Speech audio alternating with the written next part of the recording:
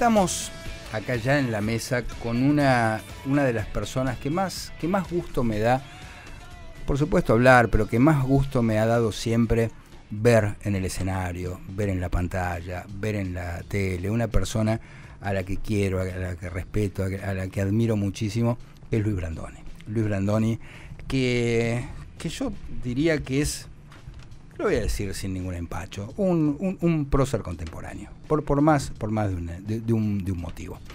Recién fuera del aire, Luis, me estabas contando lo que significa para vos la radio, ¿no? Ahora que estás en un estudio de radio, con esta tecnología, que hay cámaras, que hay pantallas, pero ¿cómo es tu experiencia con la radio?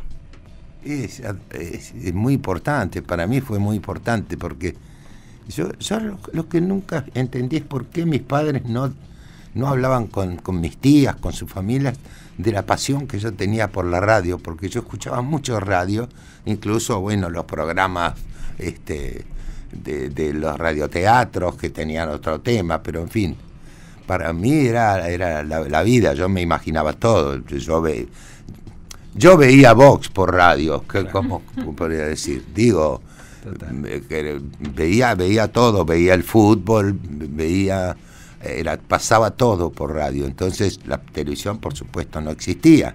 Y entonces yo tengo una afición muy grande.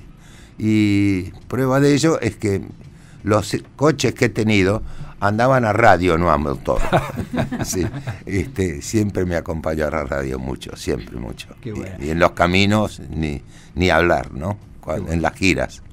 Bueno, y hablar de Beto Brandoni es hablar del teatro argentino, del cine argentino, y vamos a empezar por lo más reciente. Luis Brandoni ahora se puso al frente de la dirección teatral y está dirigiendo una obra que es para mí, digamos, fue una bisagra en la historia del teatro argentino, pero además yo creo que es un hito en la vida de Beto Brandoni, que me refiero a Made in Lanús, porque sí.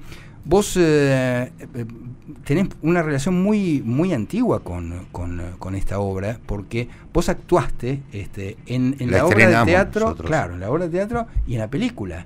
Sí. Y si no me equivoco, se daban simultáneamente. Es el único caso. Bueno. Que en la Argentina que se registra, y además lo hicimos al mismo tiempo, digamos.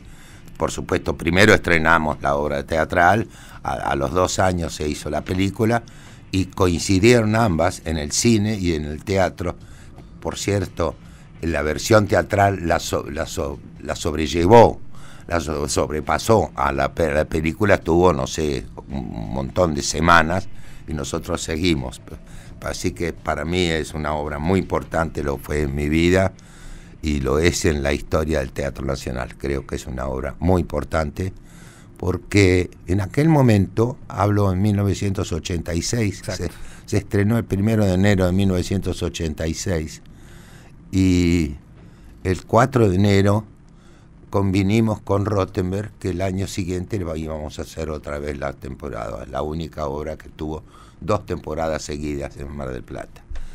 Porque en aquel momento, bueno, ya estábamos en democracia, en el 86, y en el cine, y en la novelística, y en televisión, lo que se escribió estaba referido al pasado inmediato, es decir, a la dictadura. Exacto.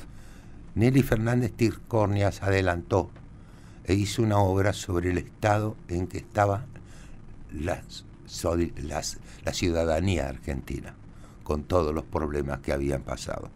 De manera que fue un gran éxito, fue una obra que nosotros nos sentimos orgullosos de haberla estrenado, Marta Bianchi, Patricio Contreras, Leonor Manso y yo,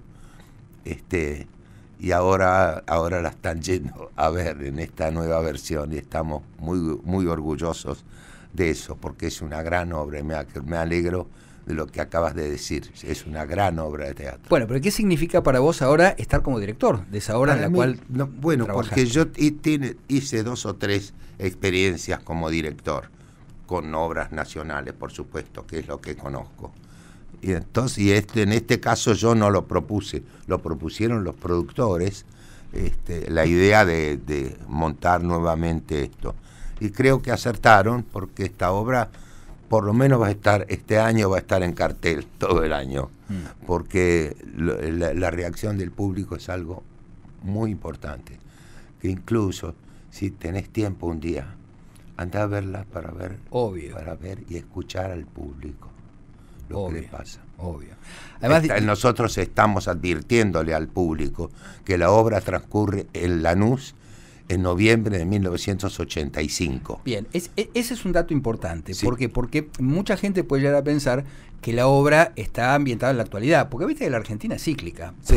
Pasan una y otra vez sí. las mismas cosas, y lo que pasó en el 86 podría pasar hoy. Pero sin embargo la obra está ambientada en aquel año. En ese 86. momento, no puede ser en otro momento, no claro. se entendería. Y eso es lo que además le ocurre al público, ¿no? Están, entienden perfectamente de qué están hablando y de cuándo están hablando. Total. Es una obra extraordinaria. Bueno, digamos que trabaja Cecilia Dopazo, sí. Malena Solda, Alberto Ajaca y Esteban Meloni. Sí, bueno, ¿y cómo te llevas con ese equipo? Muy bien, muy bien, muy bien. ¿Te hacen caso? Es más, ¿Te hacen caso?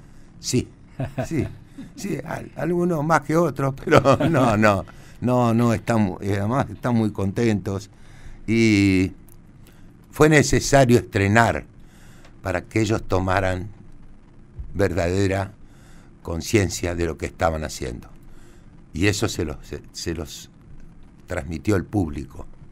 Así que bueno, hoy coincide, los otros días fue Carlos Rottenberg con su mujer a verla, fue a los camarines, habló un rato largo con ellos.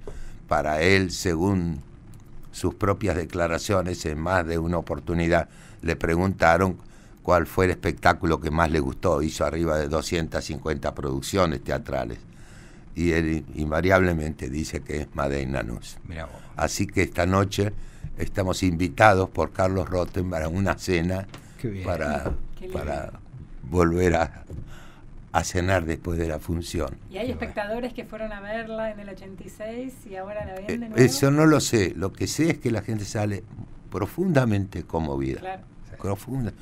Porque esta mujer escribió cosas que nadie se animó a escribir.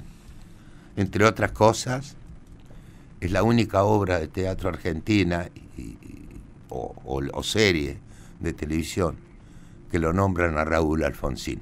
Es verdad.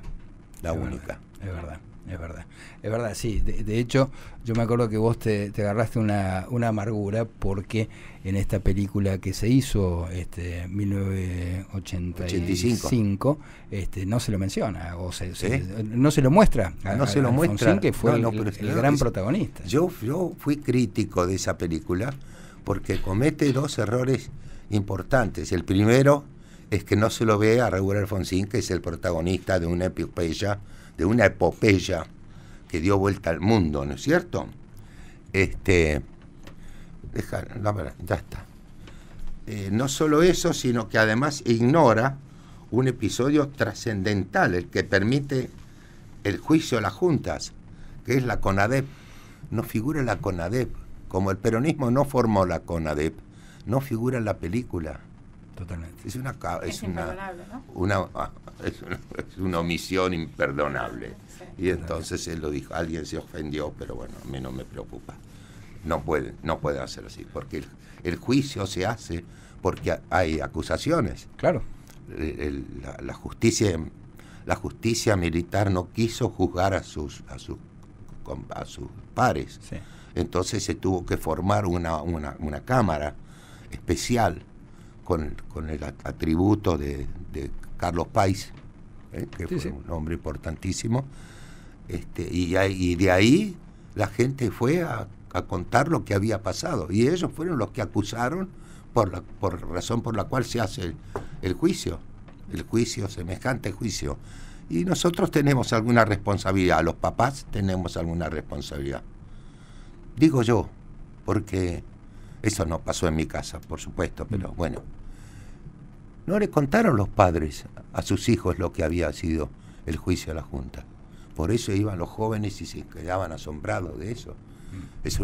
Hay una falla nuestra también. Sí, es una falla nuestra por una parte, pero también es cierto que hubo una suerte de adoctrinamiento en los colegios, en las Claro, escuelas, claro. donde se enseñó una versión de aquella época. No se habla de eso.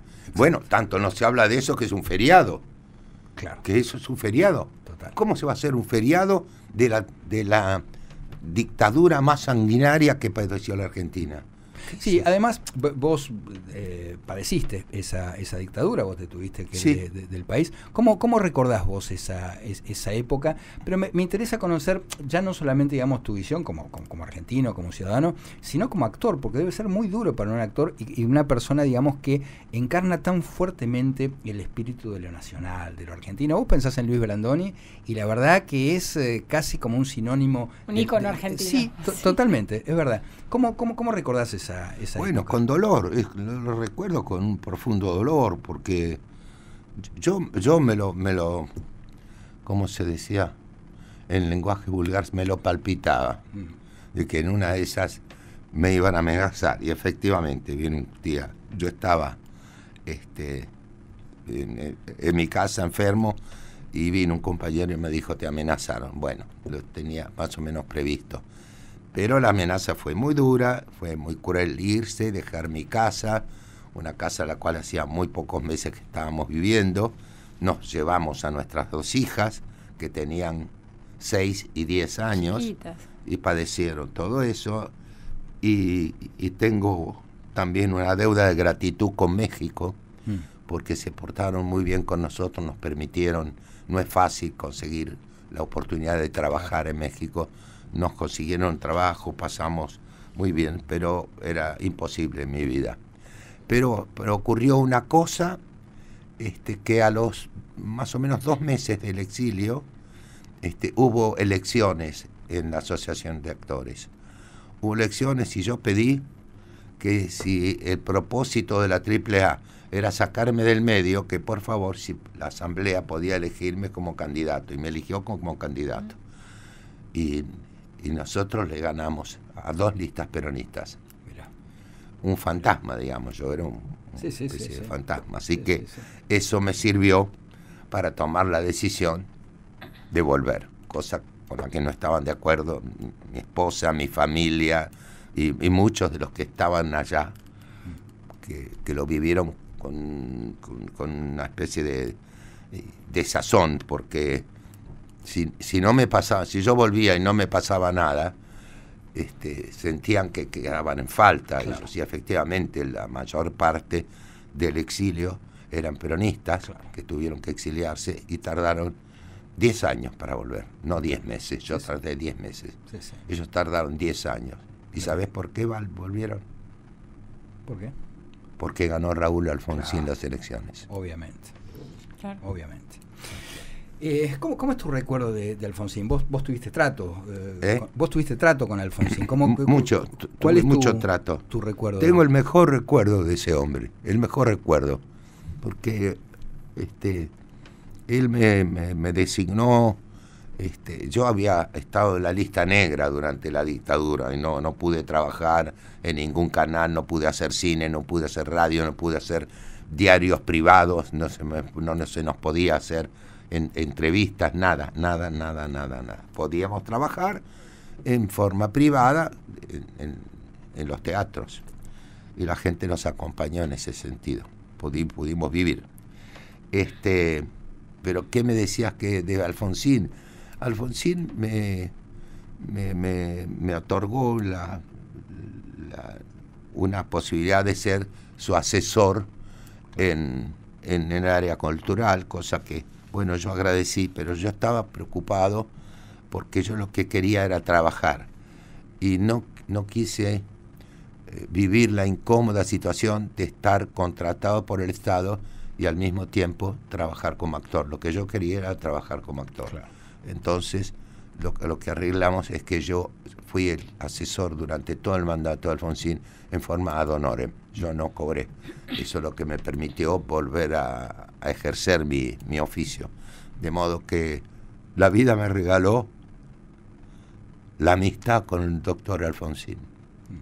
Es un regalo de la vida haber conocido, haberlo tratado, haberlo recibido en mi casa en numerosas oportunidades, haber escuchado su palabra y su manera de ver las cosas, sus desilusiones. Me acuerdo, un día estaba yo en el despacho del presidente y estaba la mamá de Alfonsín.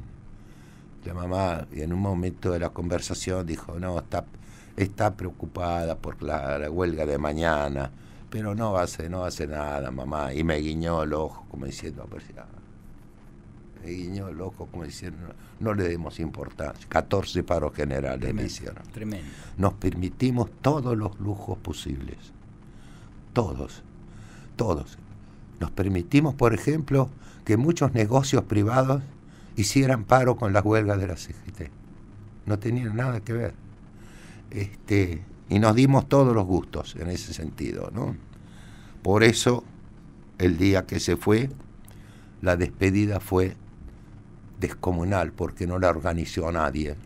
No llevaron a nadie en colectivo. Y fue una cosa muy dolorosa para nosotros, pero yo tengo muchos recuerdos de él, inmejorables.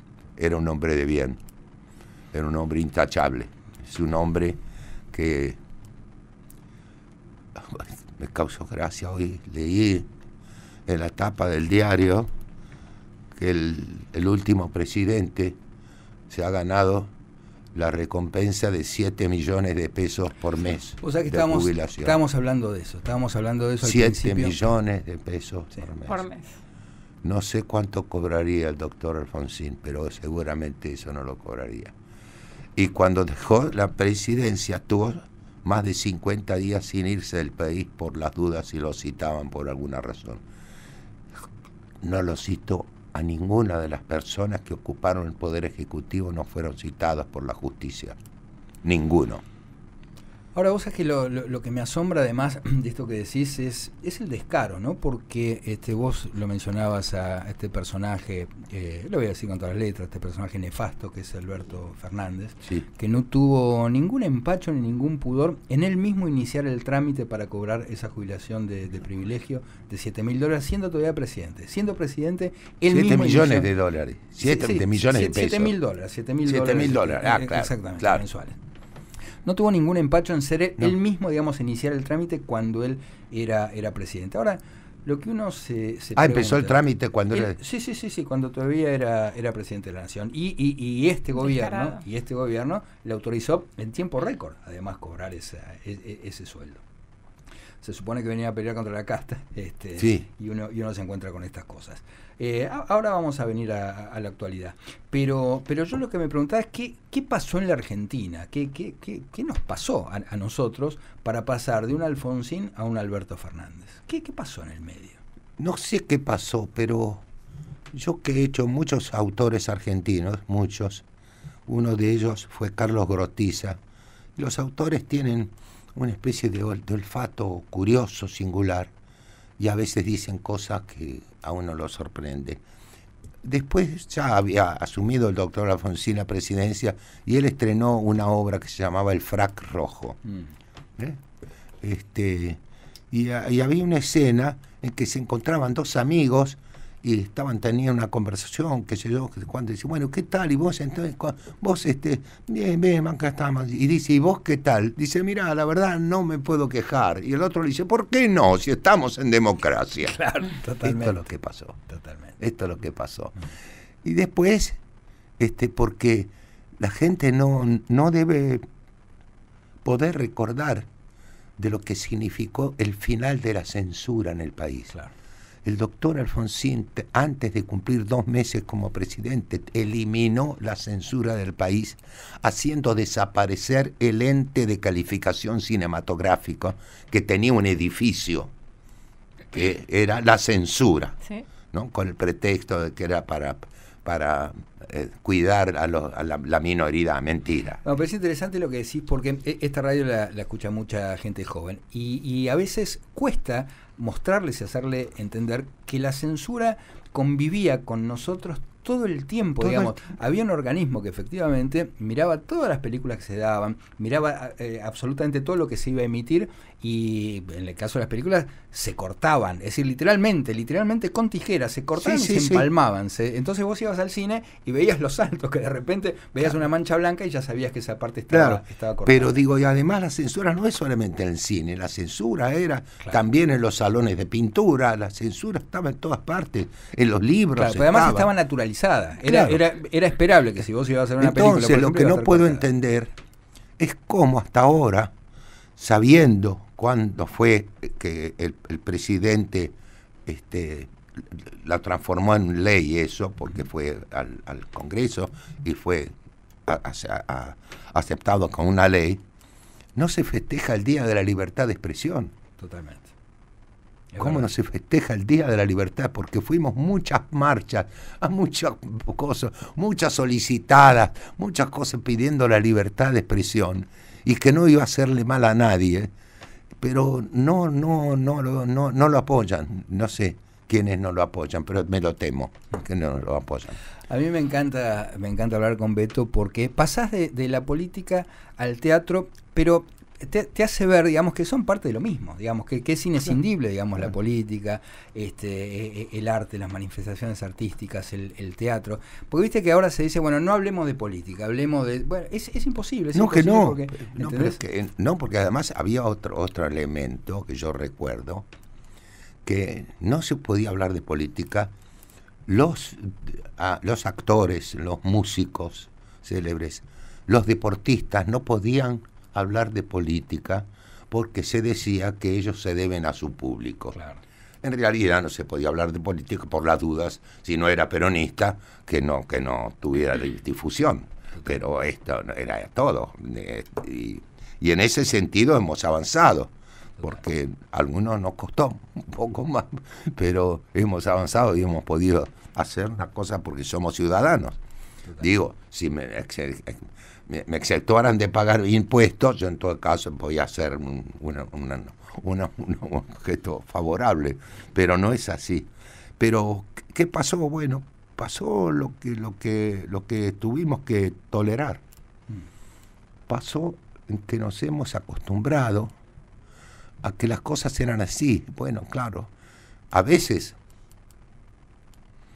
cuando escucho un lenguaje que no es un lenguaje que corresponde, incluso desde el presidente de la República para abajo, no me cae bien. Preferiría no que exista una censura, pero que cuidemos eso. Por eso hablé de Fioravanti, que me enseñó a hablar castellano, y de Ulises Barrera, que era comentarista deportivo y hablaba un castellano glorioso. Perfecto. Pero ¿qué nos pasó? Vamos a ver, porque el tema es el acostumbramiento, la resignación. Y yo creo que esta experiencia que estamos viviendo en este momento, que es muy contradictoria, muy insegura, muy incierta, pero que nos lleva a la esperanza. A mí me pareció, me convencí, que la gente que nos interesamos por la política, estamos enfermos de ¿cómo se llama? De optimismo. Porque si no tendría que interesarnos, porque nuestros disgustos siempre son más que nuestras satisfacciones. Pero me parece que algo pasó, y por eso, a pesar de yo no haberlo votado a este presidente, le deseo que le vaya bien, porque no podemos seguir viviendo lo que hemos vivido. No podemos seguir. Bueno, esto que contás, que te pasa a vos, nos pasa mucho. Yo, si tuviera que decir lo que me pasa a mí, me pasa exactamente lo mismo, y a mucha gente que por ahí no votamos a este gobierno. Deseamos que le vaya bien, no por el gobierno, por supuesto, por el país sí, por supuesto, país, claro. pero además porque muchos entienden que es una forma de ponerle un punto a 20 años que fueron muy duros, muy difíciles. ¿Cómo viviste vos estos 20 años? pero sobre todo desde el lugar del actor. Digo esto ¿por qué? Porque todo el tiempo se nos pregunta a los escritores, a los actores, a los artistas, bueno, cómo se vive la cultura desde este lugar donde se supone que la mayoría son kirchneristas, que esto no es así. No es así. Esto no es así, pero viste que lo han instalado. Claro. Pero si yo te tuviera que mencionar a la cantidad de escritores, digamos, que nunca fueron kirchneristas, son muchísimos más. No sé, puedo hacer una lista, pero sería muy larga. Marcelo Birmacher, Marcos Aguinis, gente además traducida a muchos idiomas, gente muy importante. La lista sería muy, muy extensa, lo mismo en el campo de la música. Lo mismo en el campo del... Pero viste que han instalado la idea de que la cultura es kirchnerista, ¿no? De la misma forma que en un momento se dijo que la Argentina es peronista, ¿viste? ¿Cuándo ha habido? Bueno, pero ¿cómo lo vivís vos desde ese campo de batalla que es la cultura en relación con la política? Mira, yo he tenido una actitud, una actitud positiva frente a esto cuando... A mí me enorgulleció cuando pude asociarme a la Asociación de Actores, me dieron carnet de cartón durante 2 años. Si hubiese hecho algunos aportes durante esos 2 años, me llaman el carnet de cuero. Entonces ya era un actor activo. Y para mí era un orgullo, y para muchos compañeros y compañeras un orgullo. Y después me interesé en la tarea gremial con algunos compañeros que tenían experiencia, como el caso típico de Carlos Carela, que era un hombre muy bien formado, que era peronista, era peronista, y con quien fuimos amigos y compañeros de trabajo, inmejorables. Y bueno, estas discusiones que se dan en el campo de la cultura. Pero no existía, digamos.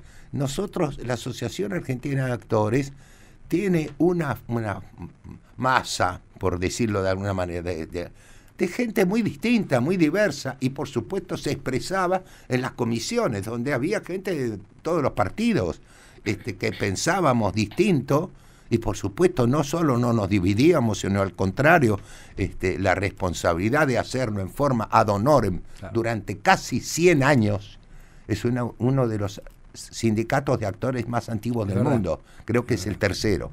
De manera que eso para nosotros era un orgullo ser dirigentes. A mí me tocó un momento difícil con la dictadura porque se suspendió la actividad política y la actividad gremial, pero bueno, lo dejé y pude seguir trabajando y me encantó hacerlo. Y ahora, no sé, pero después que ahora la asociación que yo rebauticé, la Asociación Kirchnerista de Actores, que no tengo duda de que esté acertado, por primera vez en la historia, en más de 100 años de historia, la Comisión de la Asociación de Actores recomendó a los actores que votáramos por masa. Sí. Esto no se atrevió a hacerlo nadie, nunca. Entonces, ¿cómo es esto? Y la verdad es que no es así. Hay mucha gente que, ¿por qué no decirlo? Por temor a quedarse sin trabajo, no lo dicen. Y otros que lo dicen y que creen que son fenómenos, pero hay muchísima gente. Esto que pasó al comienzo de este gobierno, en donde salían a decir, como en un momento salían a decir, la patria está en peligro, esa tontería, después desaparecieron. No es así. El escándalo del otro día en el teatro, en el cine Gomón, fue un escándalo que hubo un encuentro con la policía, porque alguien dijo que iban a cerrar el Gomón. Y al mismo tiempo, el director del Instituto Nacional de Cinematografía dijo, el Gomón debería ser el Teatro Colón del cine argentino. No había ninguna posibilidad de esto. Pero entonces tienen de prensa, pero no es así. Y hay mucha gente que no dice que no son peronistas, porque tienen temor. Totalmente. Y porque algunos pagamos un precio por eso. Pero no era así. Y hubo gente que no se cayó la boca y se tuvo que exiliar muchísimos años antes, cuando todavía no había televisión. Beto, yendo un poco ahora al teatro, Sí. a la dirección de teatro, muchos dicen que estás en tu mejor momento de la carrera. Yo coincido, ¿no? Pues estás dirigiendo teatro, dirigiendo Made in Lanús, estás trabajando en Parque Lezama, obra que si no la vieron todavía la tienen que ir a ver, pues es maravillosa. Ahora vamos a hablar de eso. Y bueno, ahora se estrenó hace poco Nada, que me dijo un pajarito que probablemente sea una nueva temporada. Es posible. Veremos. Es impresionante. Es impresionante. Sí. ¿Vos coincidís con esta gente que dicen que estás en lo mejor de tu carrera? Sí, coincido. Qué bien. Sí, coincido. Con lo que no coincido es con la edad que me tocó. No, pero está bueno. No, sí, está bueno. Está muy bueno, claro. Bueno. Pero digo, si hubiera sido cuando tenía 52 años, mejor Bueno, tenía una pará, vida. vos cuando tenías 52 años también Sí. tenías un carrerón No, tremendo. sí, trabajé mucho, por suerte trabajé mucho. Pero aparte viajaste mucho. Mira, yo el otro día estaba haciendo zapping y vi una película, me acuerdo, una película que era en blanco y negro, que vos estabas en Londres con un grupo de vagos, ahí Sí. de hinchas de fútbol, siguiendo a Estudiantes de La Plata. Digo, ¿qué hace Brandoni en Londres ahí paseándose delante del No, Big Ben? muy bueno. Pará. Pero además eso no era en escenografía, era Luis Brandoni con una banda de vagos en Londres. Yo te digo que es una película que disfruté tanto, la No quiero me- ver entera. No, pará, contame qué película es y qué hacías ahí en Londres. Somos los mejores, se llamaba la Qué película. grande. Que era años Somos fines de los los mejores. 60. 60 Claro, cuando Estudiantes salió campeón del mundo. Claro. Sí. Entonces la película contaba que una barra de muchachos de La Plata juntaban unos mangos y se iban a ver la final de la Intercontinental. Claro. Y bueno, y era un elenco además con gente muy notoria. Y fuimos a Europa, para algunos por primera vez. Yo ya había ido en el año 64, pero bueno, fuimos a visitar 2 o 3 ciudades de Italia. Estuvimos en París y después cruzamos a Inglaterra. Sí. Fue una película que no era una película maravillosa. A vos te puedes divertir. Perdóname, porque había era maravillosa. Pero además estaba Diringue Farías, Sergio Renán, Emilio Dizzi. No, había un elenco fantástico, Sí, ¿no? hay una escena que están en el Támesis ahí navegando Claro. en un barquito delante del... Pero aparte, perdóname, Sí. ¿pagaron las locaciones de Londres? Que debe ser carísimo filmar en Londres. No sé cómo debe haber sido. Bueno, había un jefe de producción inglés, Claro. por supuesto. Claro. Que no sé cómo hacía. Eso es una cosa, un misterio que no voy a... Hablaban el jefe de producción argentino y el jefe de producción inglés. Ninguno de los dos hablaba el otro idioma. Y yo los vi Maravilloso. hablar. Digo, Maravilloso. ¿pero qué hacen? ¿Cómo hablan? Uno hablaba en inglés y el otro hablaba en castellano. Y se ponían de acuerdo. Una Maravilloso. cosa milagrosa. Maravilloso. Entonces, pero no, lo que pasó, hubo un descuido, el tema del permiso que tenía que pagar para tener una cámara en la calle y Claro. tomarnos a nosotros. Pero bueno, se más o menos se arregló. Y lo pasamos difícil, porque para colmo, los colores de Estudiantes y los colores eran los mismos. Claro. Entonces, bueno, yo tuve mi temor a la salida porque lo que hicieron los muchachos de Estudiantes de La Plata no tiene nombre, para hacer tiempo, para que pasara cosas. Sí, sí. Pero tenemos un gran recuerdo de esa película. No, por eso. Yo, todo ahí donde aparece Luis Brandoni, yo me lo veo y la paso bárbaro, la paso bien. Pero bueno, por eso te digo, tenés una carrera en la que siempre, espera, a ver, ahí tenemos una, a ver, espera, a ver, ¿Qué? espera, escucha. Aproveché el partido de Estudiantes para darme una vueltita por Europa. No me hables que yo estaba esperando que vinieran los rojos. Oíme, Lorenzo. ¿Quién es esa bomba? No me digas, Lorenzo, que me abaratas. Batime Loren. Es una estrellita inglesa que está subiendo. Preséntamela. Tracy, please. May I introduce you an old friend, Nacho? How do you do? Es un placer. Decirle que no me hallo nada de inglés. No te preocupes que no te va a hacer falta. Che, ¿quiénes son esos? Ah, son unos amigos del barrio.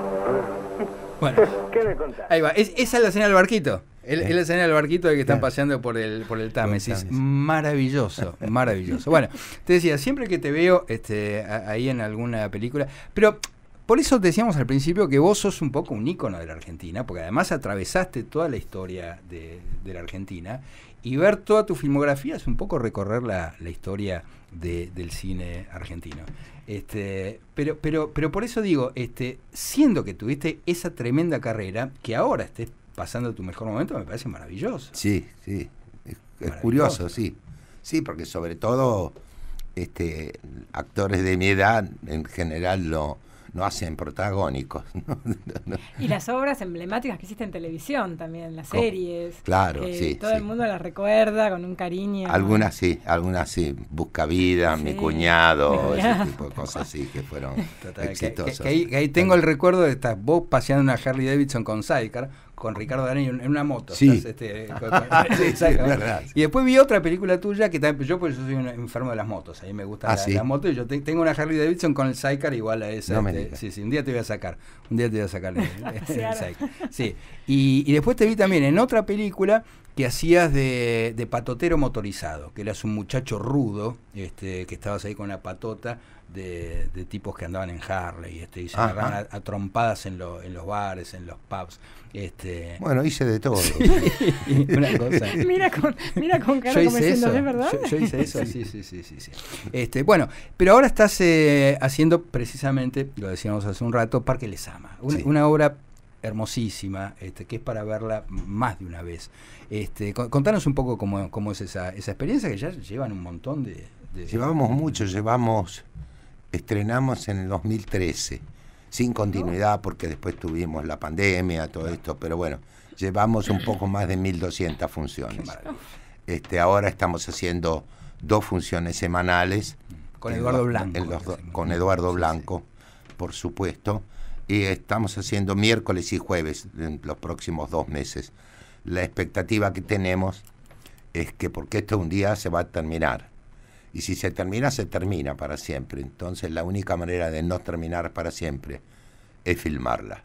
Qué guay. Y es lo que estamos esperando, poder hacerla, conseguir los permisos para filmar la película, que la vamos a hacer por supuesto en el Parque Lezama, con la adaptación de Juan José Campanella, por supuesto. Y la va a dirigir también Campanella. Sí, la va a dirigir Campanella, claro. Así que espero poder hacerlo en los próximos meses, filmar, no sé cuánto, serán 4, 5, 6 semanas y listo. Y después hiciste ahora hace poco una serie también maravillosa que es Nada, que hay un actor que se dio el lujo de laburar con Brandoni, a ver si me acuerdo, Robert De Niro, que se llama.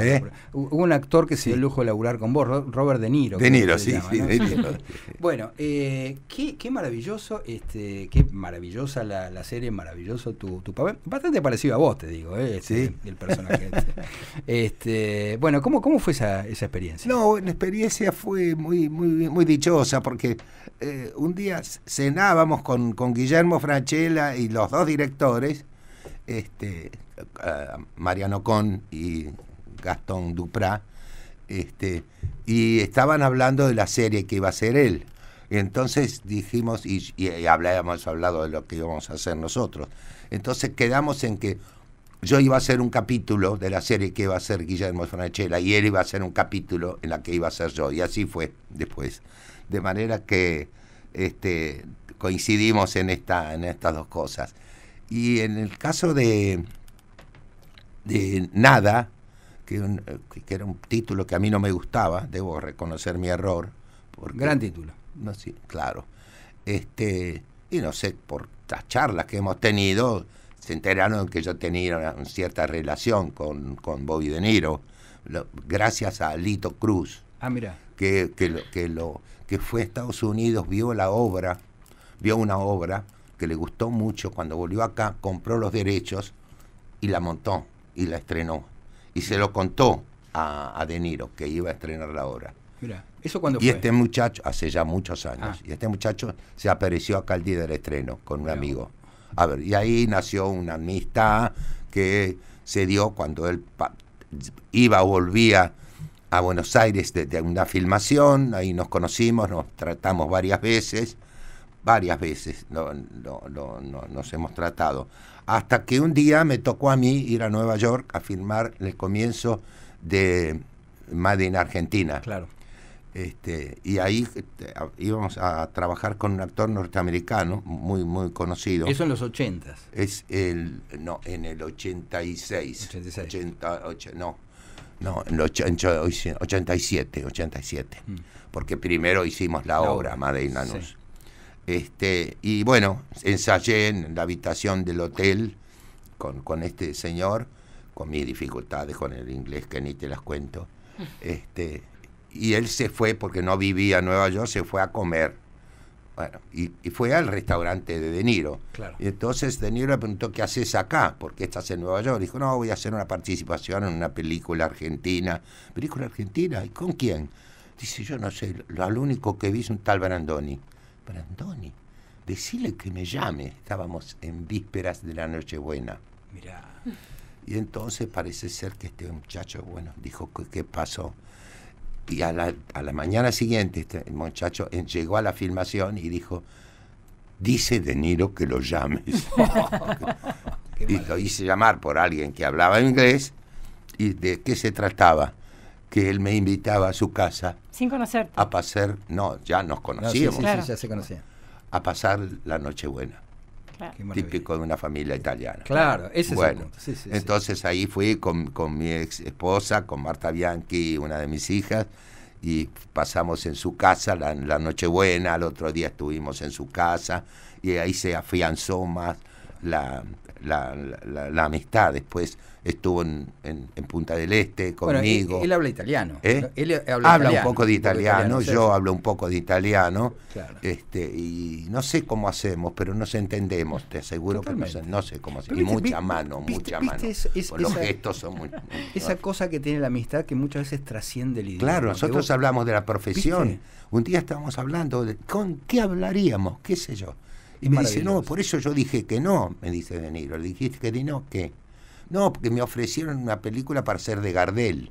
Y yo: ¿qué tengo que ver con Gardel? No lo conozco, no lo voy, no, dije que no. Le dije: hiciste bien, por no podía. Pero llegamos a hablar. Y bueno, y esta fue la razón por la cual De Niro, que no había hecho televisión en su vida, Claro, cierto. no hizo ninguna experiencia, Es cierto. acepta hacer un papel de reparto. Es maravilloso. Increíble. Pero vino y lo pasó muy bien. Él quiere mucho Buenos Aires. Sí. Esto sí es verdad. Quiere mucho Buenos Aires. Es que- Lo único que aprendió del castellano son todas las malas palabras nuestras. Todo. Bueno, obvio. Y tiene una escena donde explica las malas palabras que es una delicia, ¿no? Totalmente, Así que sí. estamos esperando que se concrete la decisión de quién va a producir la segunda temporada. parte. Ojalá. Y vamos a tratar de contar con él otra vez. Ojalá. Porque vos sabés que tiene algo... Pero no, Sí. no va a venir a Buenos Aires. Creo que vamos nosotros a Nueva York Ah. por algunas razones argumentales que nos viene bien. Genial. Pero bueno, justamente hablando de ciudades, un mérito que tiene la serie es que muestra a esa Buenos Aires hermosísima que tenemos. ¿Qué ciudad? ¿Qué ciudad? Maravillosa. ¿Cuál es tu relación con la ciudad de Buenos Aires? Muy, muy, muy entrañable, muy entrañable. Tuve un disgusto con los directores, pero bueno, porque les dije, porque me hablaban de que se iba a lucir Buenos Aires, la verdad que se luce. Sí. Entonces insistí mucho durante la filmación de que pusieran música de Buenos Aires, pues una de las pocas ciudades del mundo que tiene música propia Sí, claro. y que además gusta en el resto del planeta. Total. Y no lo logré, no aparece una música de Buenos Aires. Pero, Capaz que aparece en Nueva York. y claro, y es posible, sí, es posible, a alguien se le ocurrirá. Pero se luce mucho la ciudad y está muy bien hecha la serie, muy bien hecha, muy bien hecha. Beto, yo no te puedo explicar el gusto. El No, gusto para mí de también, para mí conversar, también. con No, vos, no sabías que tenías un programa de radio. ¿Viste? Y yo casi No, que tampoco. A mí me gusta. Me quedé con ganas de hacer radioteatro, eso sí. Ay, qué lindo. ¿Cómo me qué lindo. gustaría? Hay que Podés recrear. hacerlo. Hay que recrear Sí, ese pero género. pero no sé si creen que a la gente no le interesa, y yo creo que sí. Sí, puede ser No, porque podcast. además nosotros, cuando yo era chico, había una radio que creo que era la misma sintonía de Radio Continental, que transmitía las obras de teatro que estaban en cartel. Claro, Claro, Sí, claro. yo sabía. Sí, claro. Y en el intervalo hacían reportajes a los actores. Era fantástico. Increíble. Yo las escuchaba todas. Lo único que me desesperaba es en alguna de las comedias que pasaban, la gente se reía y yo no entendía nada y me desesperaba a ver de qué se ríen. Así. Maravilloso. Beto, mil gracias. Muchas Un millón de gracias gracias a por vos. esta visita, por esta charla. Como decía al principio, son esos gustos que uno se da. Hablar con alguien a quien uno considera un amigo, pero antes de conocernos. Ahí está. Así te consideraba. desde Muchas antes gracias, de querido. conocernos. Muchas Siempre gracias. Un enorme placer. Muchas tenerte acá. gracias. Un orgullo tenerte aquí. Un gusto, un gusto.